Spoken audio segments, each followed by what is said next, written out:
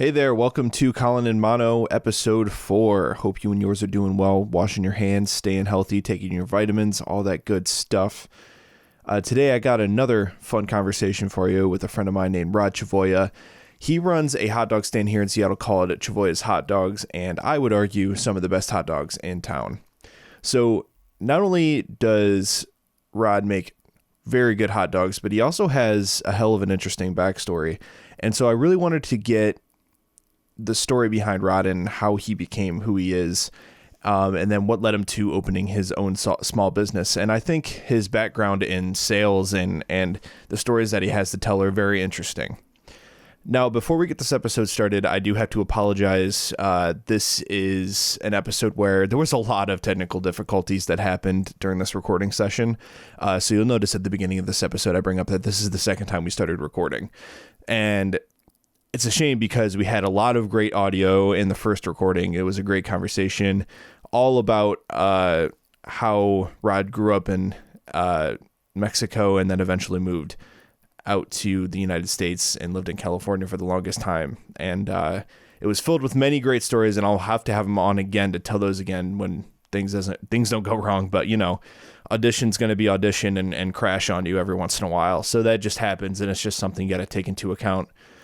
That being said, the hour of audio that we did capture is pretty great, and it does start a little bit awkwardly. I do have to come in and talk about myself a little bit since I was kind of bouncing off of Rod, and I was trying to keep it as natural of a conversation as possible.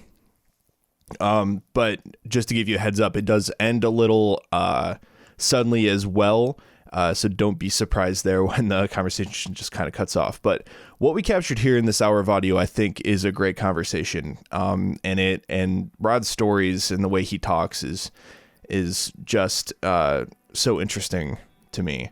And not only that, but Rod is also one of the kindest, most generous people I've ever met, which makes some of his stories even more harrowing to believe that was him. But I'm going to stop talking now, and I'm going to jump over to our conversation. So let's start the show.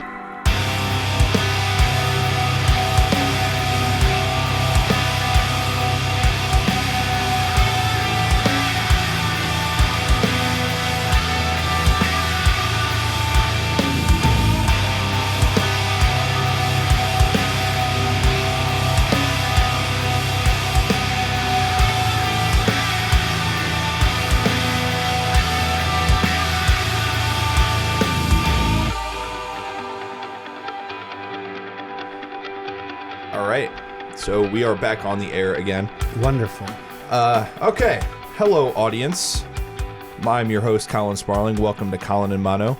This is the second time we've tried recording this episode. So I apologize to you because we're going to do a little bit of a condensed version of what we were talking about earlier. We had a good conversation going, but then audition had to be audition and crashed on us.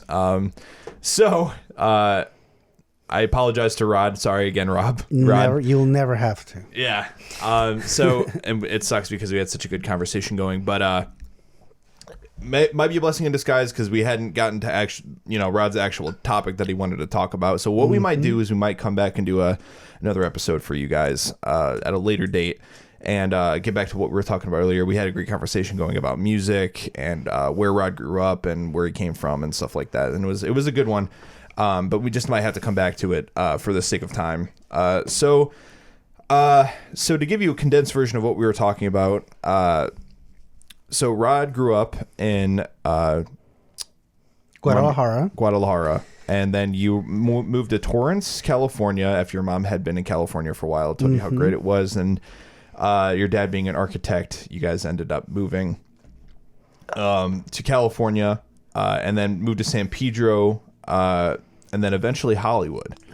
Yes. Hollywood. And then through there, you experienced many things, like you went to your first rave, experienced pizza for the first time, experienced the movies for the first time in America. And we talked about various amounts of pop culture things that we had in common in coming up through grade school, reading books, experiencing music. And we left off talking about music, which I guess we can kind of use as our lead off here. We'll have to fill in the blank next time. So we're talking about getting into heavy music and how great it was, transitioning from from grunge. I think Rod, you were saying you transitioned from rap music into grunge, into stuff like Metallica, Slayer, and then into Cannibal Corpse and stuff like that, which is a pretty big leap. So let's like kind of pick up and go from there, and then we'll get into your topic. Sure. After that. So when to try and lead this off a little bit. So when I was coming up myself with heavy music, for me, it actually began with my dad, who played in a band. Oh, wow. Yeah. So my parents, not only did like I told you, like before recording crashed, we were talking about Korn a lot, but Korn is what my parents got me into. And then, so when I was getting into heavy music, it started off with Alice in Chains and like all the hard rock stuff. I was actually a big Nickelback fan because my dad was back in the day. And that was with their first two or three albums. When they were on Roadrunner? I think so. They Roadrunner had, up to that point, the biggest selling album on that label that had been around for like 20 years because of Nickelback. Nickelback like saved the company. They sold like huge. I mean, people love to hate on Nickelback, but they sold like crazy. So I'll never forget, one of my earliest memories was my dad had Nickelback Live at Home on DVD. Ooh. Which was then when they only had their first three albums, which was Curb, The State, and Silver Side Up. Silver Side Up was what broke them, and basically after that they went, they basically sold out. Adult alternative. Yeah, because they came out with, "This is how you remind We're gonna me get of copyrighted. what I really." Yeah, exactly. No, fair use. They had that big single, and that's what kind of broke them. But before that, they had some good stuff, and I was really into them when we were growing up. And my dad, basically, Chad Kroeger was a little bit of a role model for him in terms of stage presence, playing guitar and stuff like that, which is kind of hilarious to think about. So my dad got me into them. My dad was really big into Three Doors Down too. I remember the Superman song. Yeah, Kryptonite. Ah, thank you. Yeah. When I go crazy, and will you still call me Superman? Yeah. So my dad was big into them, and then they covered a lot of that stuff in his band. And so that's what inspired me to get into a band, and that won't come until later. But when I was getting into heavy music, it was like, I'd heard Alice in Chains, and then Killswitch Engage was the first really heavy band I'd actually heard, and they're like way later. They're meaty. Yeah, but they were like metalcore stuff. But I kind of forgot about them until I got into Metallica. Metallica was like what really broke me in, and was like, holy shit, like thrash metal, and I heard Blackened by Metallica, and I was like, because everyone, like, I of course knew like Nothing Else Matters and Enter Sandman and all the singles off the Black Album. So this is before they get all melodic. Yeah. So like I'd heard Blackened, and I was like, holy shit, this is something else. Yeah, yeah, because I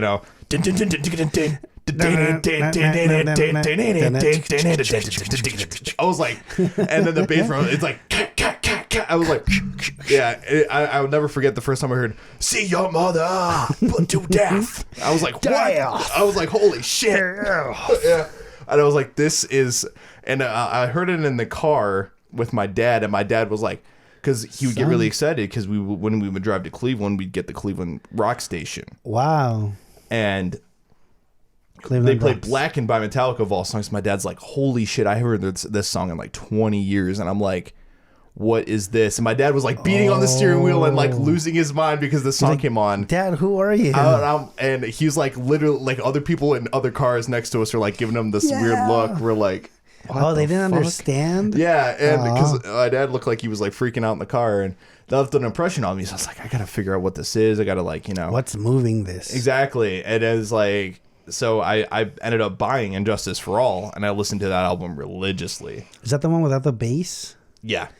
They turned the bass down. Oh, that sucks. And there's a lot of controversy around it. Yeah. It sucks because it's such a heavy album otherwise. But yeah, so then that transition to I think the next big milestone for me was I got into Crowbar. Yeah, Crowbar were a band from the 90s that influenced Cold Chamber. Yeah. They influenced a little Biohazard, but not really. But Crowbar were like pre-Korn. Yeah, they formed in '89, I think. Yeah. and also a big influence. So they had a lot of heavy. Yeah, I remember Crowbar very well because the guys were big. The guys were huge. Yeah, like big dudes. They were big and fat, and they played the guitar with their arms extended out because of their stomachs. Yeah, they I remember that did. very well. Yeah, and so what happened there? I think I got into Hatebreed. I love Hatebreed. Yeah, because I was like, because Metallica is like, I love the parts, that dun dun dun dun dun. I was like, I just want that. I want more of that. Just chugging, heavy, groovy riffs. And so I found Hatebreed. Was this before your friends? Like I was 13 or 14 when this happened. Wow. Yeah, so like, because I'd always been into like hard rock and heavy metal music, like Godsmack and Korn and blah blah blah. And then I was just like, I want more of that, so I found Hatebreed, and then by extension I found Kingdom of Sorrow, which was Jamie Joss's side project that he had with Kirk Windstein from Crowbar. I didn't even hear that. Wow. It's awesome. If you ever get a chance, Kingdom of Sorrow is great. Only one album? 2 albums. They have 2 albums. But then I was like, Crowbar, I'm going to listen to Crowbar. So I listened to Crowbar and I was like, holy shit. It's dense. It's so big and heavy and just slow and just sludge. Yeah, just big chugs. And I'm like, I love all of this. Did you ever see them live? Yeah, I've seen them 3 times now. Are they? They're still around then, right? Yeah, they are. They came out with an album, I think, 2 years ago. Crowbar. Yeah, dude. And honestly, they still sound great. Yeah. And just I've seen them live and they blew me away. I was just so crazy. Same band members? Yeah. Well, No they changes? changed lineups a lot. Okay. So, but the original member is Kirk, who does all the writing anyway, the singer. And I've actually met him twice. Super nice guy. Yeah. What's up, guys? I'm Kirk from New Orleans, Louisiana. That's right. Yeah. Because they also remember Phil had us from Pantera. Yeah, Down. That was it. Down That was the other Crowbar. Yeah, that's actually I think I discovered them that way too. Well, I came. It was a revelation to me. Like after I discovered Crowbar, I was like, I didn't realize he was in Down with Phil Anselmo. Yes, from Pantera. Yeah, because my dad played the shit out of Stone the Crow by Down all the time. Yeah. Wow, 90. Wow, this was. Yeah, it was early to mid 90s. Yeah, 96. It was after Cowboys from Hell, and I think after Vulgar Display of Power too. Yeah. So it must have been like 92, 93. And they were on a big label too. They were on the same label. I think they got signed by. Oh, I wish I could remember. Yeah, man. You can cut this part, not show my ignorance. No, that's all right.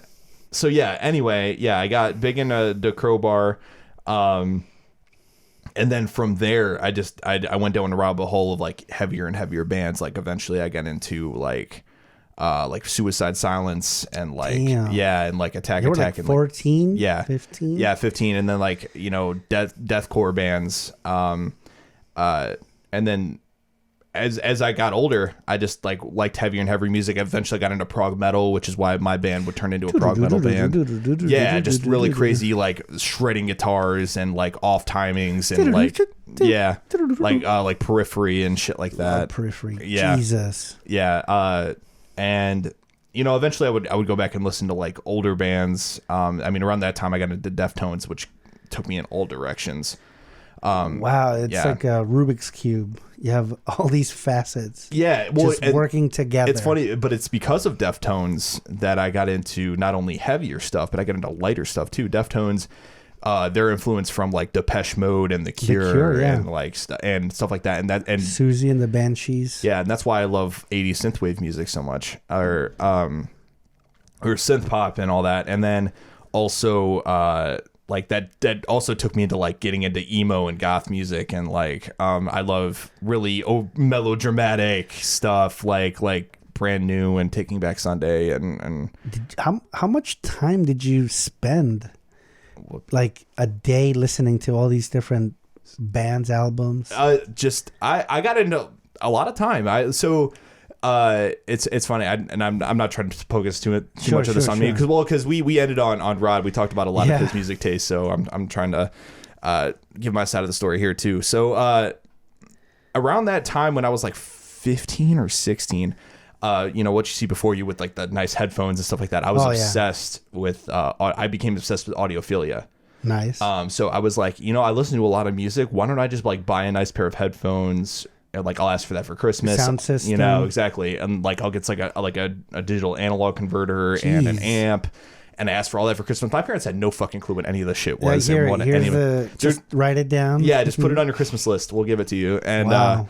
and so I would sit in my room and I would buy CDs and I would rip the CDs to my computer as FLAC files, like lossless files. Jeez, that's a lot of memory. Yeah, and every song would be like 10 megabytes. So like an album would be like a tenth of a gig or some shit like that. Yeah. So I would sit there and that's what I would do. I would sit there and just listen to music and veg out or whatever and play video games or having it in the background. Right. Yeah. And so I would listen to a ton of music. So I listen to like, I am a mile wide but an inch deep. I listen to a lot of different stuff. But then I transitioned into like, I got into hardcore music after I got into emo music. And so now I love like Knocked Loose and Code Orange and just really fucking angry. And then I also got into Nails. I'm wearing a Nails shirt right now. Nails is like fucking power violence grindcore, just fucking just no. Honey, can you turn it down? Yeah, my mom calls it devil music. Wow. Yeah, no, she appreciates it. She's just like the screaming stuff isn't for me, which I understand. Have your mom or dad gotten into any not brutal but any heavy stuff? Not my dad liked some heavier stuff when he was younger.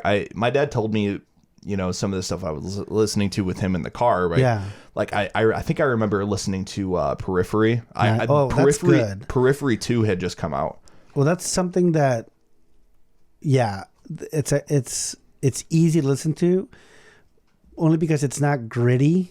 Right. Well, your dad I'm sure he would love to listen to Periphery instead of Nails. Oh yeah, of course. Yeah, it's just like that's just too much for him. But like, I put on Periphery because I feel like maybe he might get into this. Sure. And so we were listening to Periphery, and it was like these off time signatures and stuff like that, and these crazy syncopations. Yeah, you're like gent and all that. Yeah. So he goes, this is pretty good. He's like, this isn't bad. Yeah. But I feel this is something I would really get into when I was younger and I was just getting into guitar playing and stuff like that.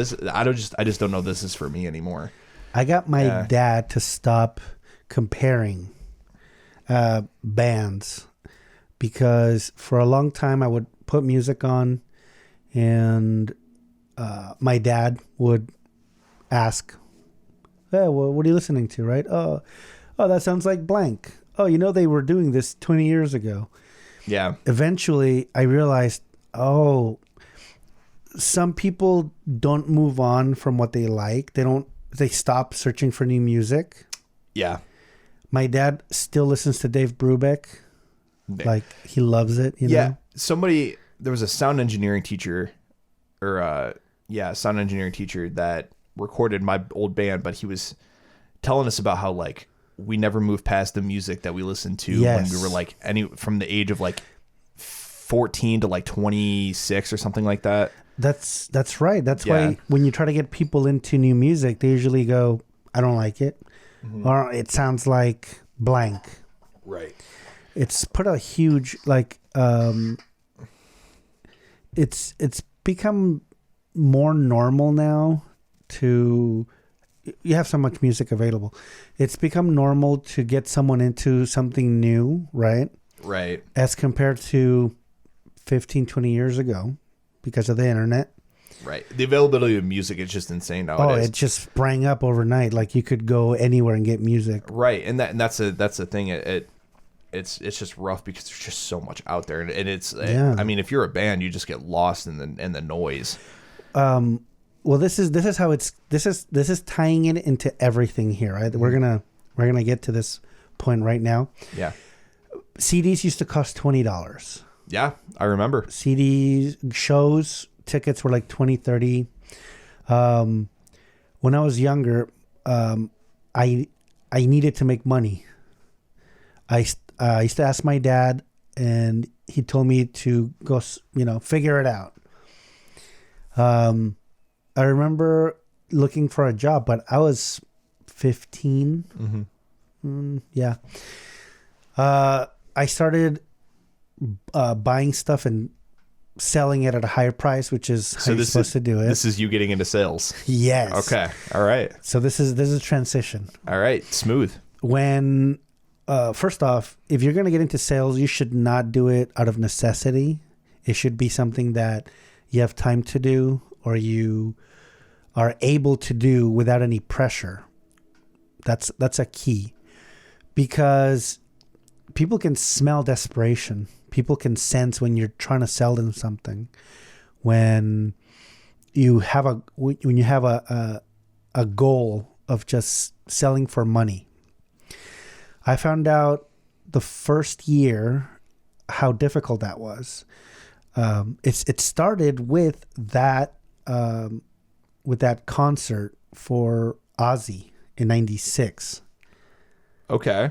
Tickets at the time were like $30. So you needed to make some money to go to this concert. Yeah, it was announced on the newspaper, and my friend Derek at the time, he goes, "Hey, we should go." I said, "Yeah, totally, we should go." "Yeah, dude, just buy me a ticket and I'll pay you back."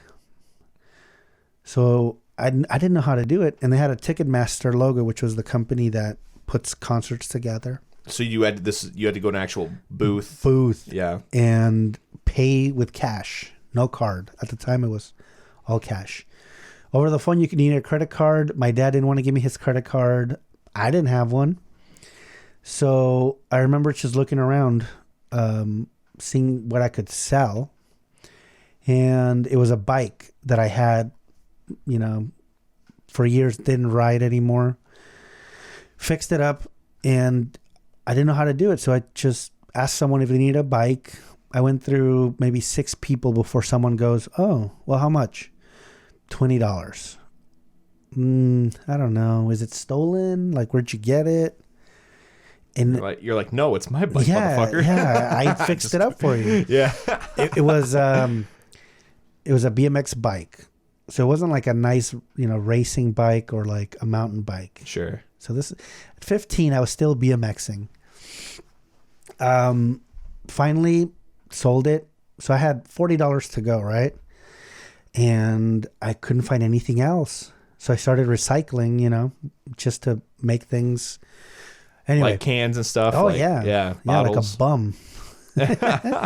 I didn't have enough money. Finally, my dad, put up the rest. I bought the tickets, went on the show. My buddy drove.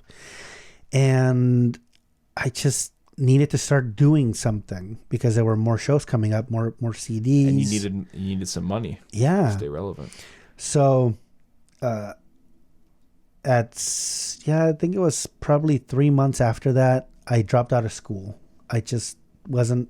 Oh, shit. Out of high school? Out of high school. Wow. I just wasn't having any fun. All my friends that were there were kind of my friends, but not really.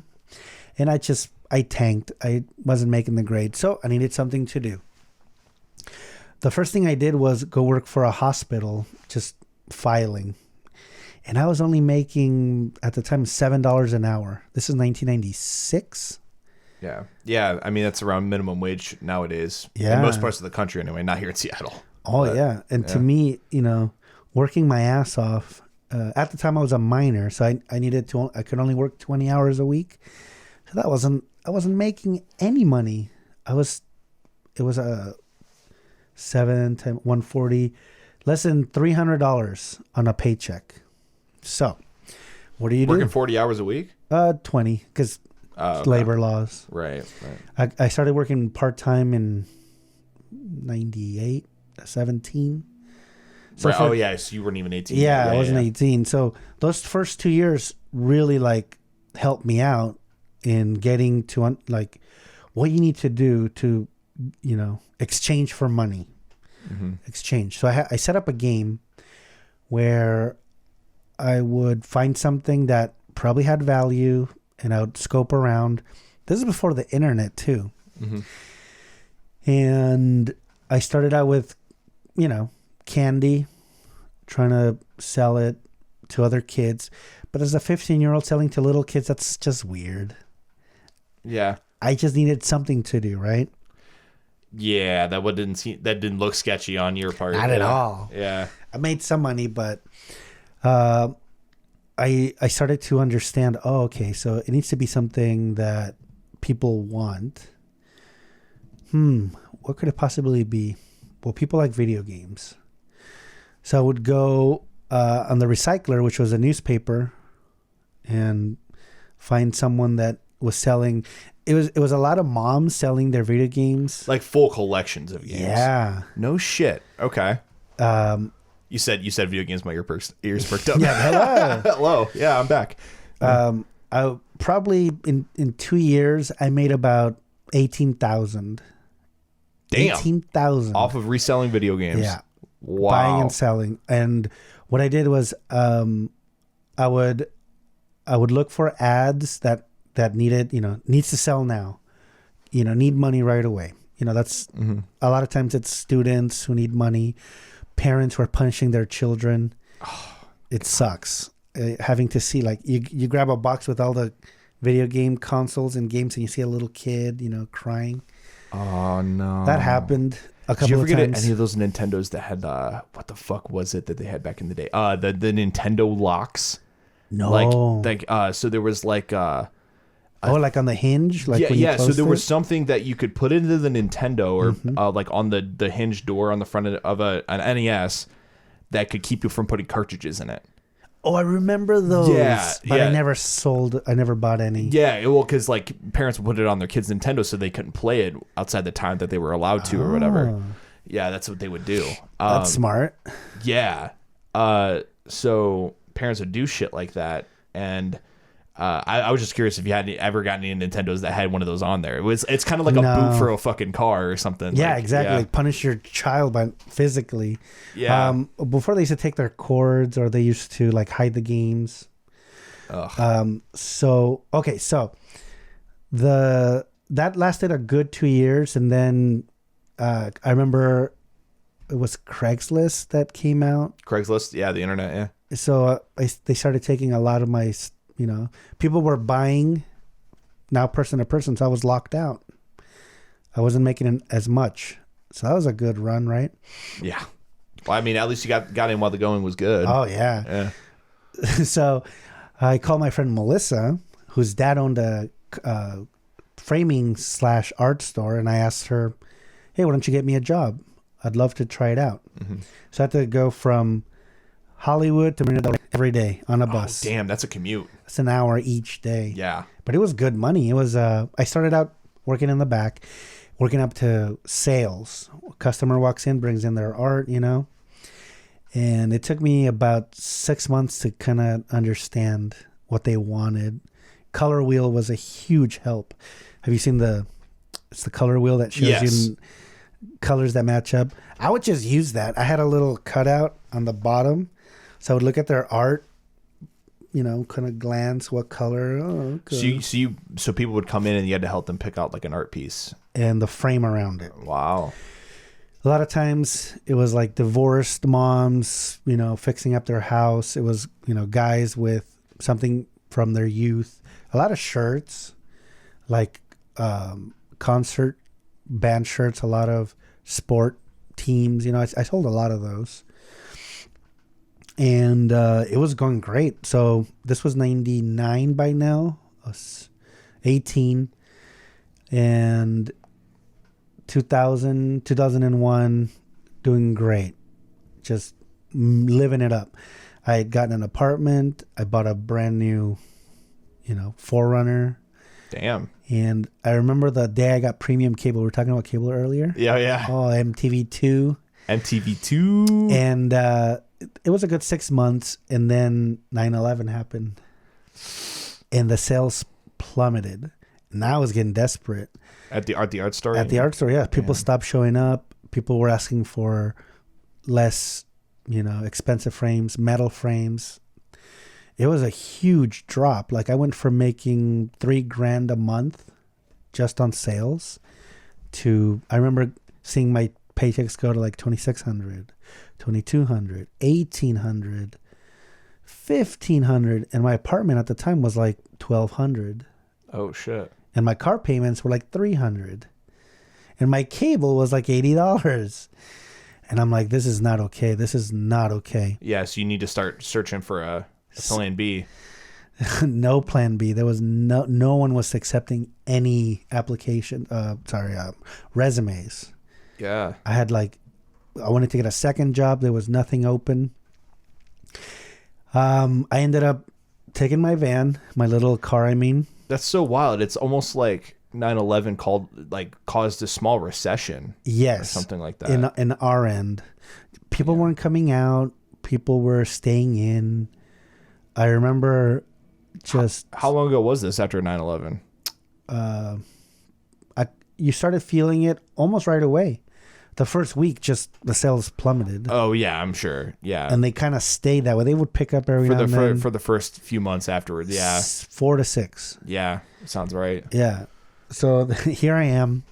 Don't know what to do. It was probably the 4th, 5th month, and I had to move out. I had to, move in with my parents, and I took my car, my 4Runner, went to the dealership, and I just dropped it off. I couldn't do anything. I couldn't do it. I couldn't make the payments. Took the key, parked it outside, left it on the seat, and I just got a taxi.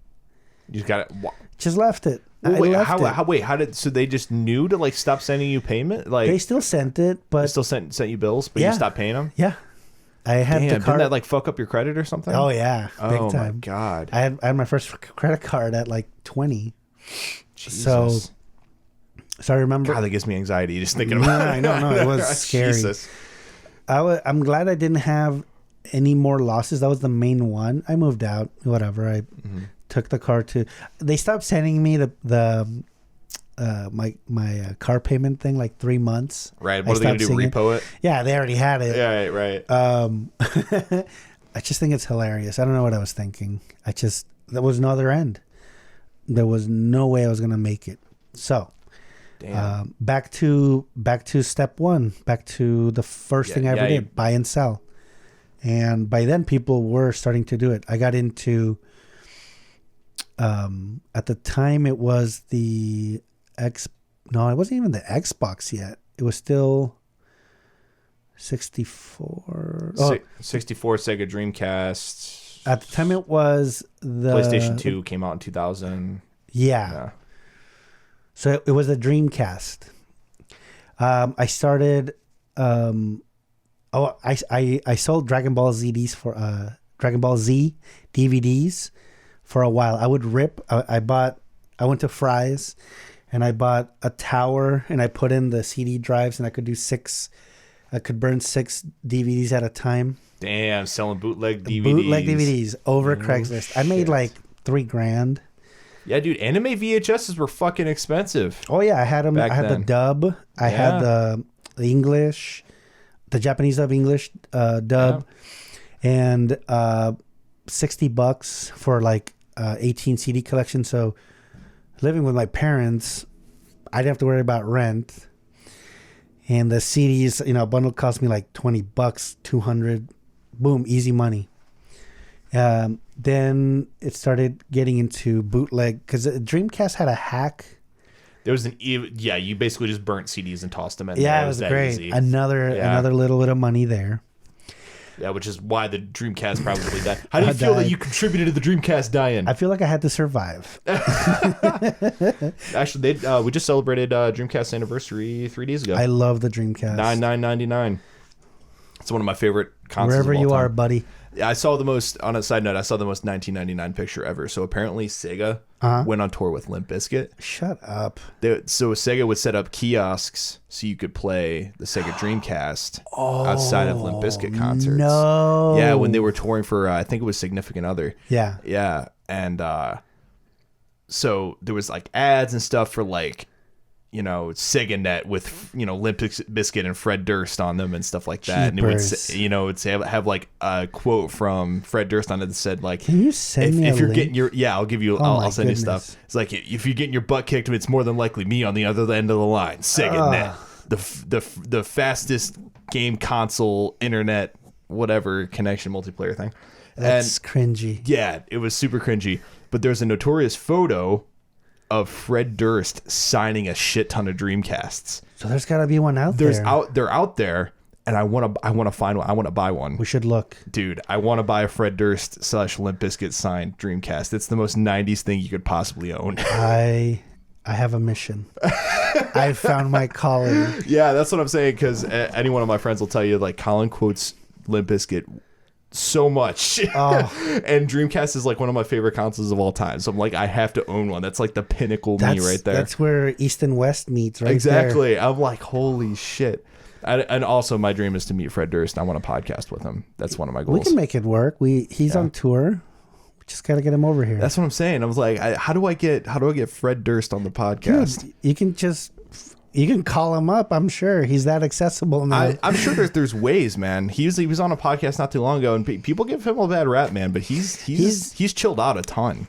We're starting to see like a turnaround on Limp Bizkit. Yeah, people are starting to. Well, he did that movie with John Travolta. People were shitting on him a bit. Yes, he directed it. Yeah. I think that's a first step of like his retribution. Like, okay, he wasn't all like, he didn't do many talk shows about that. Neither did John Travolta, which I think would have created a backlash. So that's smart. He's just been on the down low. Yes. And he's, other than touring with Limp Bizkit and playing festivals. Which, by the way, I saw the, he did a live show in LA a couple of months back. Yeah, it was the Weenie Roast or whatever. The Weenie Roast. Yeah. And that's funny because I was in LA days after that happened. Oh, you could have gone. And I was on a podcast with Colin Moriarty, who is a podcaster out of Santa Monica. And we literally had brought it up on the episode we recorded. He's like, we were talking about Limp Bizkit, and he was like, yeah, I totally could have saw them a few days ago. They just played here, and that was back in June. Oh, that was June, yeah. Yeah. What the hell? Yeah, and he's just like, yeah, I totally should have went, but I guess they only played a few songs, and I didn't end up going. What's his name? Who's the guitarist? I forgot. Wes Borland. He's still nuts. He's still... I don't know what He's nuts, but goddamn, can he play guitar? Oh, he can. He's a beast. Yeah, he is. His outfits are futuristic. There's something else. I'll tell you that much. Something else. Yeah. But anyway, yeah, we got to talking about you were slinging Dreamcast games. Killed it. I murdered the poor Dreamcast. And hey, you heard it here first, folks. You want a guy that's responsible, right, Chavoya? And I do remember. What's next? What? That's over with. Okay, Xbox came out. Yeah. A couple of years after. By then, AKA the Dreamcast 2. The Dreamcast 2. Yeah. It took a little bit, but they eventually found a mod to play burn games. I did a couple of years of just buying and selling and bootlegging. Bootlegging. Yeah. So, and this is off the grid, I'm not paying any. I'm not. So I have to go legit. I have to go I have to start, look, if you look at my Social Security, how they give you like the yearly, how much have you made this year? Mm-hmm. How much did you make 2018, 17? There's a few gaps. Right. There's a few gaps in there just because I was off the grid. I wasn't having a 9 to 5. So then here we are, this is 2007. And was it the Xbox 360? 360 came out in 05. 05. PS3 in 06. Couldn't do anything with the PS3. But Xbox still, dude, somehow they didn't learn their lesson the first time. Back at it. Oh, there's a mod for that. It took me a while to get that handled, as in how to get the bootlegs going, Right. I had a lot of help from other people who are now, some of them are in jail for credit card fraud. That's the next thing after that. You can only do this so long before you just don't want to go back to work, before you don't want to, have a regular job, because you make so much money with something that's that easy. It's easy to do. No one can trace you. Like, I remember selling to people on Craigslist, selling to people in the Philippines, Mexico, some in England. China wouldn't be surprising. No, I never got any. Oh, wait. That's so weird. Actually, it's not that weird because actually video game consoles were banned in I didn't know China that. up until about 2 or 3 years ago. Yeah, I just realized that. Yes, I never got from Japan. Which is why China themselves had so many bootleg versions of games that we got here. Yeah, I heard about that. Yeah, because they had to play them on PC. It got tough. Like, they eventually we couldn't do it with the Xbox One. It's still hard. Yeah. So you were bootlegging up to 2013. 11. That's when Yeah, because Xbox One came out in 2013, and so did PS4. Yeah, well, I was still looking to see if there was some money to be made. Well, yeah, you were bootlegging Blu-rays. That's why. Oh, yeah, they were expensive. Yeah, Blu-rays are expensive, and that's probably why you couldn't do it with the PS3. It was they not were also worth Blu-rays. Yeah. I had saved up enough money, and I think I took a year off. I don't remember that much from 2011 through 13 because Not much happened. not much. So then I moved here, and Seattle, you moved to Seattle when? 2012 in December 2012. Okay, so what brought you here? Just change of pace? Or? Yeah, my brother had gotten married, and Leo, Leo, and the there wasn't like those few years. Nothing was going on. LA became more expensive. I didn't own a house. What I should have done. here isn't much cheaper. Oh, it's way better than LA by far. Depending on where you are, but yeah. Oh, definitely. Yeah. When looking back, like, I should have saved some money. I was just reckless with the money. I should have saved some of it, worked it out where I started companies. I started way too late on this. So,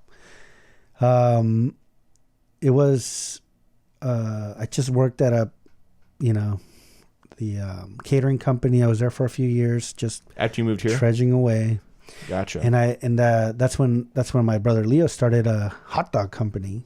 Right. Chavoya's hot dogs. Yes, indeed. And that's how Rod and I met, by the way. Through exchange of hot dogs and beer. Right. Well, the myth, the story goes that so you guys have already met Mac. He was on a previous episode of the show. Shout out to Mac. Yeah, shout out to Mac. Mac is a good friend of mine. But he and I both work at Optimism Brewing, and we have Leo and Rod here come in, and they do Chavoya's hot dogs. Yes, sir. Yeah, Rod and Leo Chavoya's hot dogs, the greatest hot dogs in all of Seattle. Thank you. Thank you, sir. Yeah, you know it, man. But no, yeah. So, and Rod and I got to talking, and that's why Rod's on the show, and I'm gonna have Leo on the show in the future. Awesome. We're gonna deep dive into the hot dog cart. But yeah, so you moved to Seattle, 2012, and so why Seattle? Why did you guys move to Seattle? I had a girlfriend a couple of years ago who was from Seattle. Told me it was a beautiful place. And it is. It's gorgeous. I love it out here. And I think it was just curiosity. I came here to visit for like a month in 2011. Leo let me stay at his apartment. I was running out of money too. All my savings, all that money that I made from bootlegging. What's the statute of limitations? I gotta find out. We'll find out. And if this gets released 5 years from now, you'll know why. I'm sure you're all right. Yeah, I think so. I've always been careful about not overdoing it, which was the bootlegging thing. The bootlegging, yeah.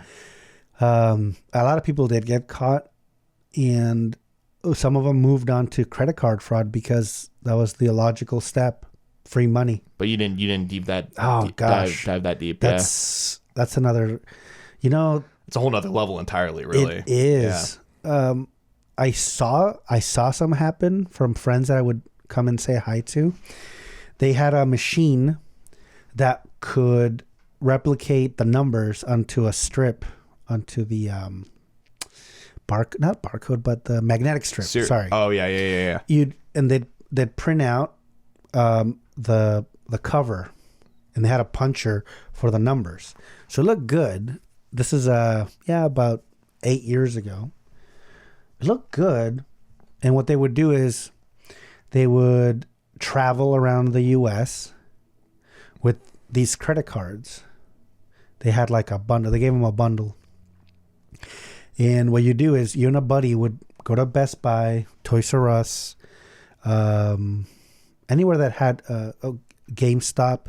Mm-hmm. You'd buy, Wii's, 360s. You'd buy Sony cameras, TVs, whatever. Yeah, right. And then put them on Craigslist and make... the guy who was putting all this... Oh, God, I hope I don't get a hit out on me. Yeah, you have to name names. You're right. Don't get yourself in the woods. Yeah.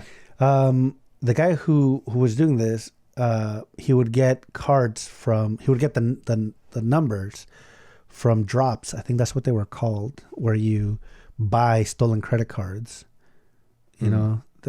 There's hackers that sell numbers. So you give them some money. Right. It's like some dark web shit. Yeah. Fucked up. Yeah. So you'd pay a certain amount of money and you get numbers, and it's up to you to make these credit cards.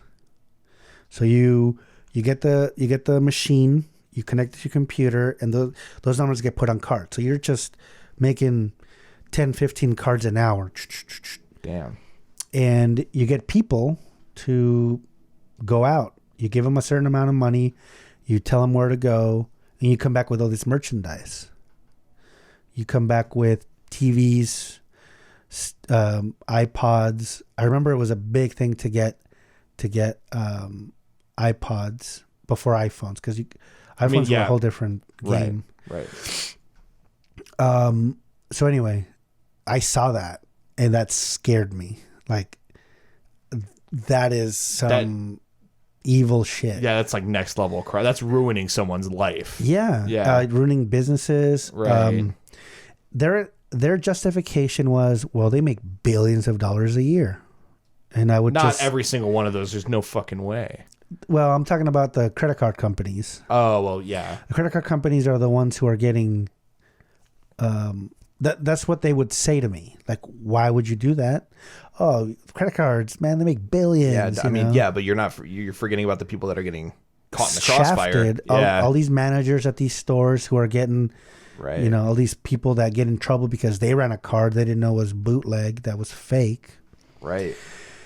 So I was out. I was like, I'm not taking part of this. Yeah, I know where this is headed. And I don't think I could do something like that with good conscience at all. Yeah, it's one thing to do video games. Because it's like, I mean, with the exception of the Dreamcast, it was just way too easy to hack. I mean, and I did justify that. I'm not gonna lie. I mean, bootlegging is just like, I mean, there's pirating nowadays. Yeah. So you could stream a game. You could play it off of. There's websites that have all these emulators now, Oh well, yeah. Nowadays it's just like, I mean, and I don't honestly take umbrage with people that, I mean, if you're pirating older games too, like Nintendo and Super Nintendo, it's like, is it really? I mean, it's not like they're actively selling those anymore. You know what I mean? It's not like they're really making money off of them. I would charge $40 to put games into your Xbox, the first one. Mm-hmm. I remember the bundle. Oh gosh. It would be SNES, Nintendo, Sega, like hundreds of games. Oh yeah, it's fairly common nowadays. Before, when we started, we just had to like connect we should do it through the Ethernet cable. Mm-hmm. Run it to your computer, it'll download it, reboot the system with the program. It was mess and a half.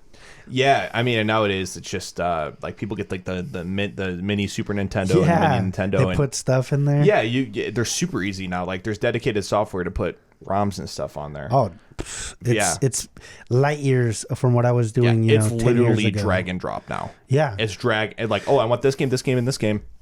Done. The first Xbox I ever hacked, quote unquote, I'm doing air quotes. Yeah.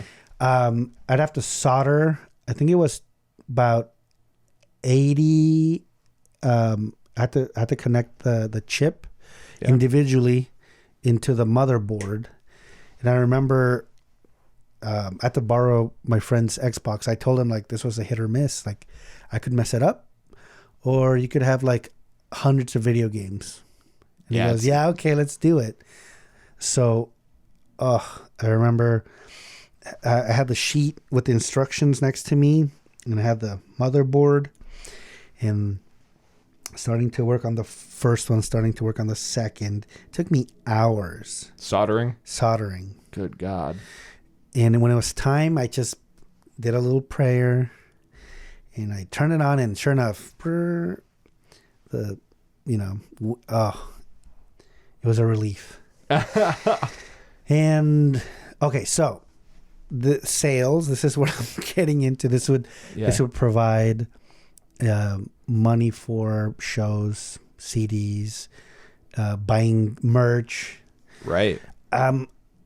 I never really moved on from that up until a couple of years ago, because I wasn't in a relationship. It was all money coming in. There was not much effort, you know? Right. And when I moved here, I was just moving away from that. So this is where this is coming from. Right. You should never have a need to, when you need to sell something.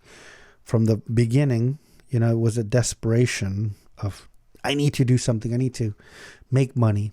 Right. Some people aren't wired that way. Some people like their 9-to-5 jobs. Some people like security, a paycheck every 2 weeks. Right. Other people need that surge, that power, like not power as in like force, energy, money coming inflow. I was one of those. Like I needed to have money no matter what, and it didn't matter what I did, and I didn't want to have to listen to someone get yelled at, You wanted to be your own boss. In other words. that was the easiest way to become your own boss. Right. Besides starting a business, buying and selling, right? Mm-hmm. So I got burnt out. All the stuff was catching up. What's next? Well, change of scenery. I've been here all my life. I see the same people. Some people have moved on. Some people have gotten married.